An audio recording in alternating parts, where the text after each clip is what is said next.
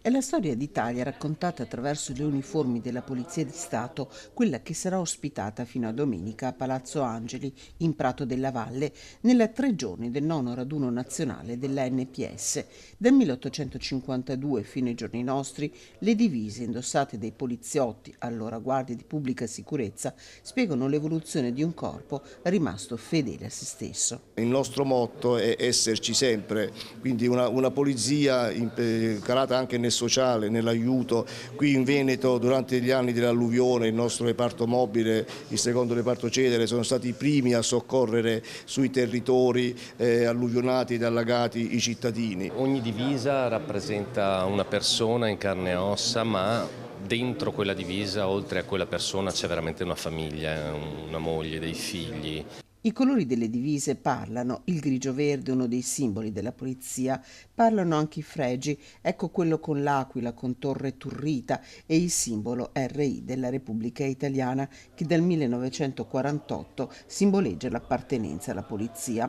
Una polizia che si racconta anche attraverso le varie specialità, come spiega Flavio Bellon della NPS. La Polizia di Stato ha sempre avuto delle specialità in cui ha creduto una specifica attitudine a gestire determinate ambiti della società, quindi la stradale, la frontiera e la marittima. Come si suol dire, la famosa Paperino, perché oramai nel pensiero collettivo di tutti il marinaio è vestito in questo modo. Simbolica questa divisa perché prima della protezione civile era la polizia a occuparsi del soccorso pubblico. Tutte le calamità, tutto quello che era la sicurezza per quanto riguarda alluvioni e quant'altro veniva gestita direttamente dalla pubblica sicurezza.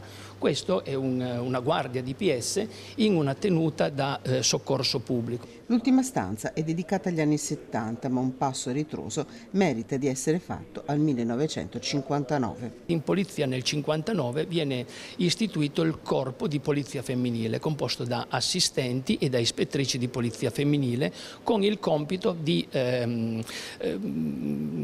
seguire le attuali fasce deboli, quindi minori, orfani e problematiche familiari. Quindi un valore aggiunto per quegli anni e anche un'innovazione. La mostra resterà aperta fino alle 14 di domenica 14 settembre, il giorno della sfilata conclusiva del nono raduno nazionale dell'NPS, che sarà trasmessa in diretta a partire dalle 10 del mattino su Antenna 3, emittente del network Media Nord-Est.